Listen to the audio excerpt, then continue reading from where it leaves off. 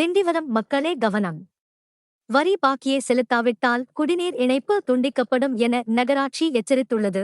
திண்டிவனம் நகராட்சிக்கு செலுத்த வேண்டிய சொத்து வரி உள்ளிட்ட வரி மற்றும் வரியில்லா இனங்களின் நிலுவைத் தொகையை பொதுமக்கள் உடனடியாக செலுத்த வேண்டும் என கமிஷனர் பானுமதி தெரிவித்துள்ளார். அக்டோபர் 31க்குள் வரி தொகையை முழுமையாக செலுத்துபவர்களுக்கு 5% ஊக்கத்தொகை, அதிகபட்சம் ரூபாய் 5000 வரை வழங்கப்படும் என்றும் அறிவிக்கப்பட்டுள்ளது.